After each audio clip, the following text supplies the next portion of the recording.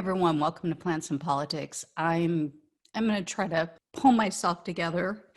I'm crying right now. I'm crying out of joy because the verdicts were handed down in the Derek Chauvin trial. And so surprisingly, he was found guilty on all counts.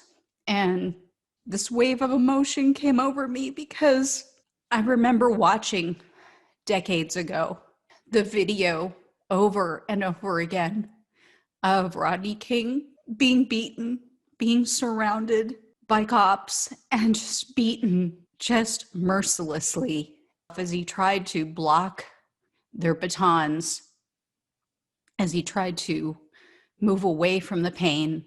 And I watched as those officers were all let go. All of them were let off the hook. They received no punishment. And I felt such immense rage. And although I don't 100% agree with burning down buildings, and the looting is, of course, has nothing to do with the verdict in a trial or the criminal actions of police officers, but I understood that rage. I felt it myself. I can only imagine what it must feel like as a Black person to know that your life doesn't mean as much, that you're continually told over and over again with these verdicts that you don't matter, at least not to those jurors, or at least not to all 12. And I've refrained from commenting on what was going on in this case because I was fearful. Honestly, I have to tell you, I was fearful that there would be at least one holdout and it would be a hung jury and he would get to walk. So to know that all 12 jurors saw what we saw, heard what we heard, they understood that this man took a life, and he sat there with his knee on George Floyd's neck, with a smug look on his face, and threatened people who tried to intervene. It doesn't make it okay. It doesn't bring George Floyd back.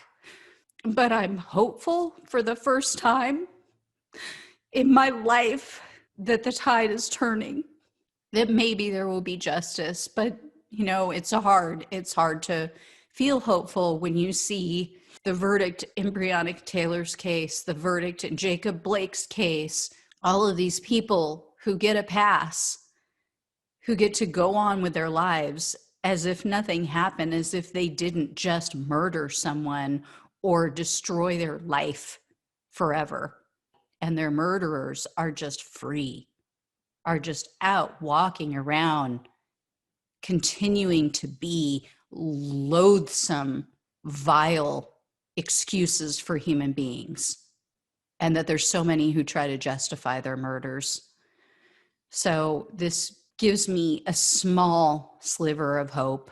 It's sad that it took video evidence and so many people standing around as eyewitnesses to this murder in broad daylight to convict this man. It took literally his colleagues standing up and saying this was excessive, this was not what he was trained to do, this was not a reasonable amount of force. There's so many others, though, who get cover, who are protected. So let's hope that this is the beginning of something new in America. And for all those people out there who thought that this was a hoax, and yes, that was going around last summer after George Floyd's murder, people, especially in other countries, thought that this had to be fake because Derek Chauvin looked so casual with his knee on his neck. And I tried to explain to some people online that, yeah, he looked casual because he was acting casual about it. Because police casually murder Black people in this country and they get away with it all the time, especially because of qualified immunity.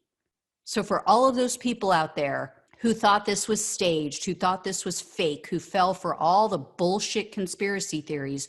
Do you think this was a fake trial? Do you think he's going to fake prison? I saw the look in his eyes. Of course, he had a mask on, so you couldn't see his entire face, but his eyes said everything as they read off each verdict, guilty on every single count. And he deserves it.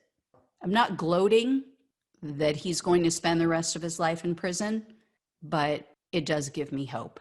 As someone who felt helpless decades ago, it brings me some peace and some hope for a better future for people of color in this country. All right, guys, thanks so much for watching and listening.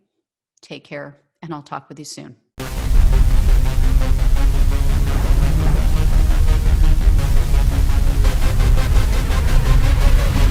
Yeah.